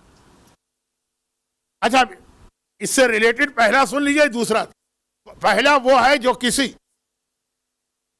کسی بچی یا بچے کی شادی کے لیے کوشش کرتا ہے۔ یہ بھی اسلام میں ایک بہت بڑی عبادت ہے۔ ایک آدمی ایک کونے میں بیٹھ کے 500 رکعت نماز پڑھ رہا ہے، اور ایک آدمی ایک صحیح میچ کے لیے کہ لڑکا بھی ہے یہ لڑکی بھی ہے۔ دیکھیے آج کل لڑکوں کا رشتہ اور زیادہ مشکل ہو گیا، لوگ آ کے پوچھتے ہیں بیٹیاں ہیں تو ان کے لیے کوئی دعا بتائیے، بیٹے کے لیے بھی اگر کوئی غلط بہو آ گئی، آپ کی زندگی تو ہے عذاب، بیٹے کی زندگی بھی عذاب۔ تو خیر میں کچھ ذرا فضول باتیں بھی کر رہا ہوں، تو حدیث میں پہلا ہے یہ کوشش کرنے والا، السعی بینہما، ان دونوں کے بیچ میں سعی کرنے والا، اور دوسرا وہ یہ ہے کہ جو شادی ہو چکی ہے اور اس میں ٹوٹنے کے امکان ہے، اب کسی طرح سے ان کو جوڑنا ہے۔ بہت مشکل مسئلہ ہوتا، کوئی آدمی سننے کو تیار نہیں ہوتا۔ خیر ہم جیسے آپ جیسے ہوں گے، لوگ کہیں گے آپ ہمارے معاملات پہ انٹرفیئر نہ کریں، لیکن خاندان کے لوگ تو ہو سکتے ہیں نا، بہت قریبی دوستوں کا سرکل تو ہو سکتا ہے نا۔ یہ تو اسلام میں ہے ہی نہیں کہ مائنڈ یور اون بزنس، ورنہ کربلا کا واقعہ ہی پیش نہ آتا اگر مائنڈ یور اون بزنس ہوتا۔ اب میں جلدی سے بات کو سمیٹ کے ختم کروں، اور وہ یہ ہے کہ گھر کو ٹوٹنے سے بچائیے۔ اس کا مطلب کیا ہوا کہ آپ نے کچھ بچوں کو یتیم ہونے سے بچایا۔ یتیم کے سر پہ ہاتھ رکھنے کا اتنا ثواب ہے تو یتیمی سے کسی کو بچانا، کیونکہ ہماری قوم میں یہ مسئلہ بہت بڑھ گیا، اتنا کہ میں تو یہ دیکھ کے پاگل ہو رہا ہوں، کیونکہ میں نے اپنی زندگی میں ذرا لمبی زندگی ہو گئی نا۔ مجھے ایک صاحب ابھی ملے تھے حال ہی میں، مجھے دیکھ کے بہت حیران ہو گئے۔ میں نے کہا آپ مجھے دیکھ کے اتنے حیران کیوں؟ کہا مولانا اب تک آپ زندہ ہیں۔ میں نے کہا الحمدللہ، وہ اللہ کے ہاتھ میں، میرے ہاتھ میں تو نہیں۔ کہا ہم اتنے سے تھے تب سے آپ کو سن رہے ہیں، اور اس وقت آپ اتنے ہی بڑے نظر آ رہے تھے، آج ہمارے پوتے، بیٹے نہیں پوتے اتنے سے، اب تک آپ زندہ۔ تو خیر وہ اللہ کا کچھ احسان ہے، کچھ آپ کی دعائیں ہیں، لیکن پھر بھی بہت لمبی زندگی۔ اس میں نے وہ ماحول دیکھا اور یہ ماحول دیکھا، اور پھر معصومین کی حدیثیں، پھر عرش الہی کا کانپنا، پھر فرشتوں کا رونا، اور پھر مومنین کرام کا یہ کہنا کہ مولانا کوئی دعا بتائیے فلاں مسئلہ۔ بعض اوقات دعا سے زیادہ فائدہ عمل سے ہوتا، یہی آپ کوشش کیجیے، ہو سکتا ہے ناکام ہو جائے، بلکہ آج کل کے ماحول میں تو میں کہوں گا 90% آپ ناکام ہوں گے۔ 2 گالیاں سنیں گے، 2 نہیں 4، کیونکہ ادھر والے بھی گالی دیں گے، ادھر والے بھی گالی دیں گے، مگر آپ کا مقصد تو وہ ثواب اور اللہ کو خوش کرنا۔ البتہ سوال یہ پیدا ہوتا ہے کہ آخر ہمارے معاشرے کے اندر یہ طلاقیں اتنا بڑھ کیوں رہی؟ میں نے بتایا کہ ایک تو کچھ مادی مسئلے ہوتے ہیں، بعض اوقات گھر کے اندر اتنے پیسے نہیں آتے ہیں کہ گھر والے آرام سے زندگی گزاریں۔ اب وہ نسل تو ختم ہو گئی جو فاقے کر کے بھی ساتھ رہتے تھے، چاہے بے شک وہ اپنی زبان پہ علی اور فاطمہ کی شادی کا تذکرہ کرے اور ان کے گھر کا تذکرہ کرے، لیکن ان کے فاقوں کو کبھی اپنے لیے ایک ماڈل نہیں بنائیں گے۔ کبھی بعض اوقات تھرڈ پارٹی کا انٹرفیئرنس ہو جاتا ہے، یا لڑکی کے والدین یا لڑکے کے والدین، اور کبھی جیسا میں نے کہا ایگو پرابلم، ہم کیوں کسی کے آگے جھکے چاہے وہ ہمارا شوہر ہی کیوں نہ ہو، ہم کیوں کسی کے آگے جھکے چاہے وہ ہماری بیوی ہی کیوں نہ ہو، اور بہت سارے مسئلے۔ لیکن سوچنے کی بات یہ کہ پھر بھی ہر گھر کے اندر کچھ نہ کچھ تو سہولتیں مل رہی ہیں اس کے باوجود، بلکہ پہلے زمانے میں زیادہ غربت تھی تو ساری زندگی ساتھ رہتے تھے، اب جتنی سہولتیں اتنا الگ۔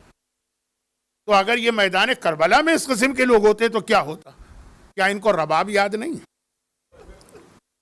2 دن میں نے شہزادی سکینہ کے مصائب پڑھے، ایک دن شہادت، ایک دن گلے کی رسی، آج ان کی ماں کے مصائب سن لیں۔ کیا ان کو رباب یاد نہیں؟ وہ رباب جو میں نے شاید اشارتاً ایک جملہ کہا تھا شہزادی سکینہ کی شہادت کی مجلس میں، اشارتاً، اب ذرا سا پوری روایت پڑھ دوں۔ وہ رباب جو شب عاشور سیدانیوں کے بیچ میں بیٹھ کر، بیویوں کے بیچ میں بیٹھ کر اپنے آپ کو سب سے زیادہ بدقسمت سمجھ رہی ہیں۔ کیوں؟ شب عاشور آقا حسین نے 2 امتحان لیے ایک طرح سے۔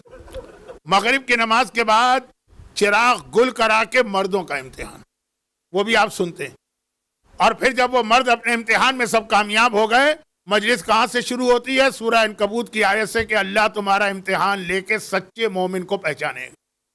کربلا کے یہ اصحاب، آقا نے کہا اچھا اپنے خیمے جو ہے وہ بیویوں کے خیمے کو چاروں طرف لگا دو، بات ختم ہو گئی۔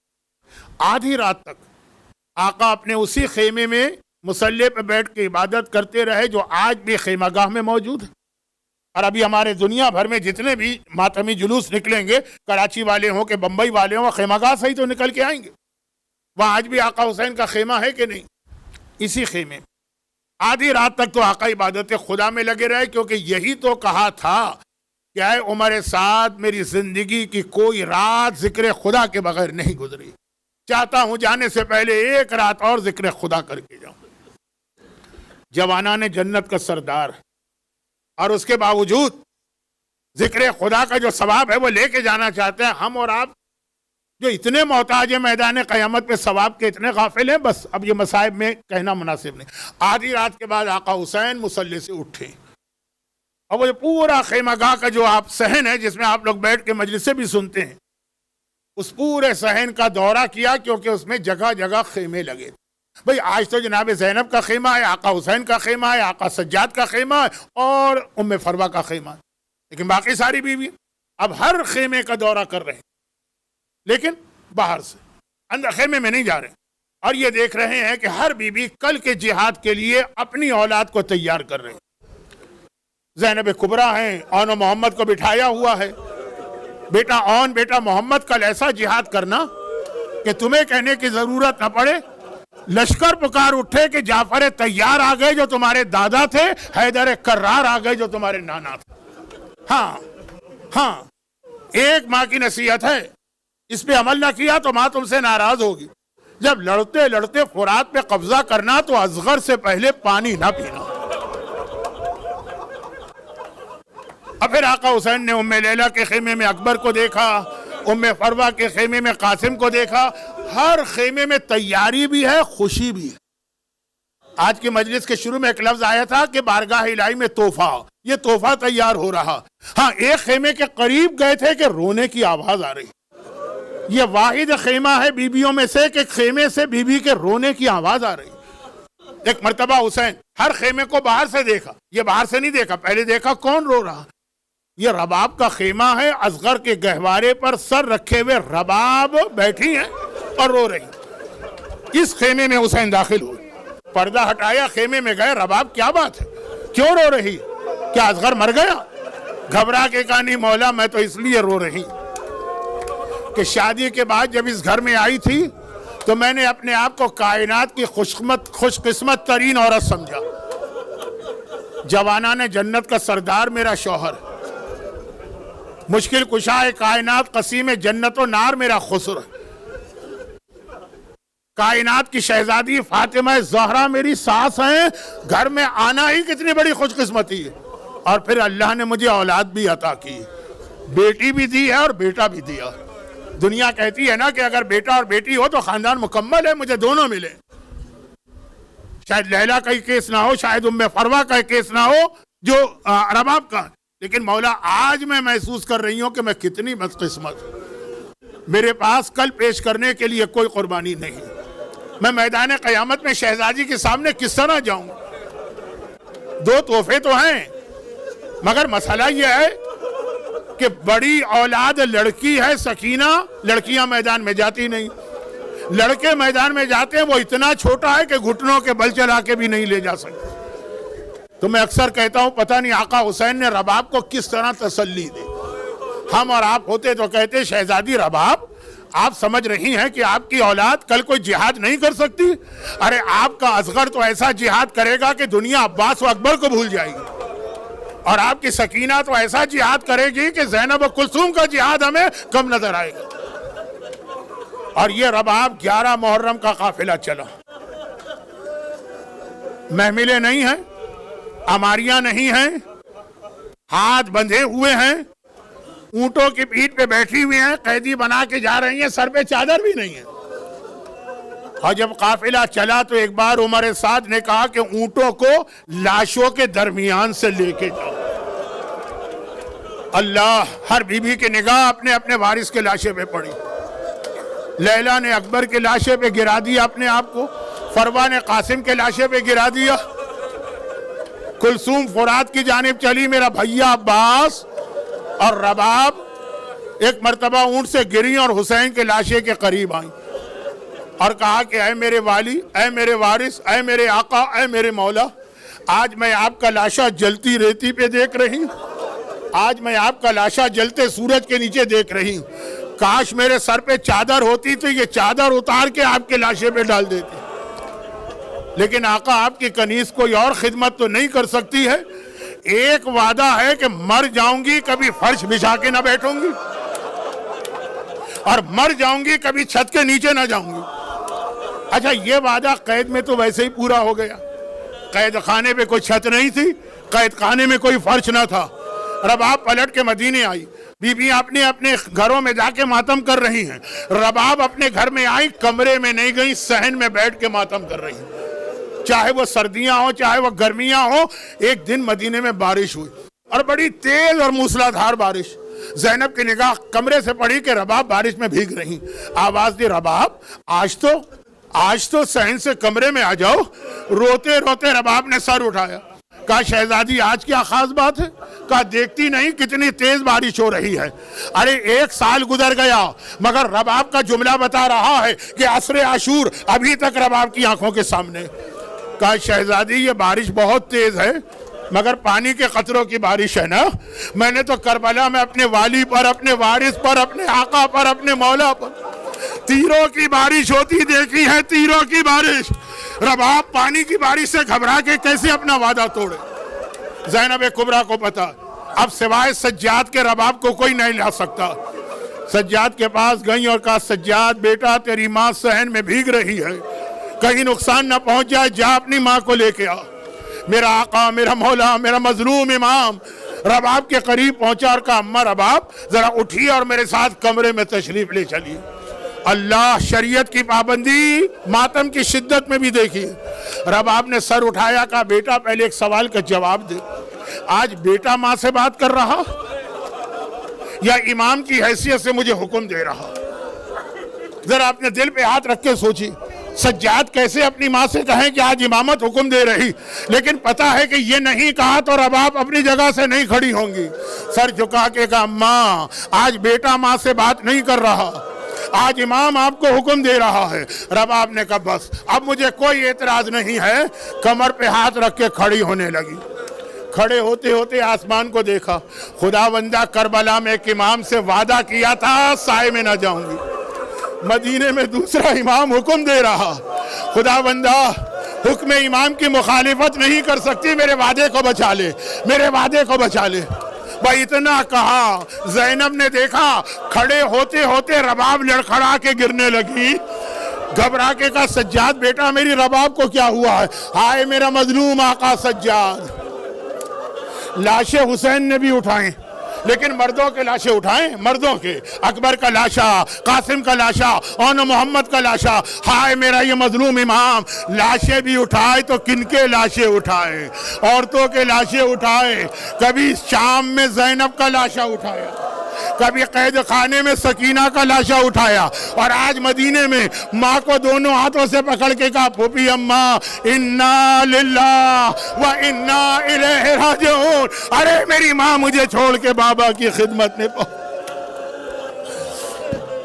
اجرکم اللہ. خدا بندہ اس گریے کا واسطہ، مادر اصغر رباب پر آنسو بہانے والوں کا واسطہ، سکینہ کی مظلومہ ماں رباب پر آنسو بہانے والوں کا واسطہ، ان کی تمام حاجتیں پوری فرما، دنیا آخرت کی ہر پریشانی سے محفوظ فرما، اور ان مظالم کے انتقام کے لیے ظہور امام میں تعجیل فرما.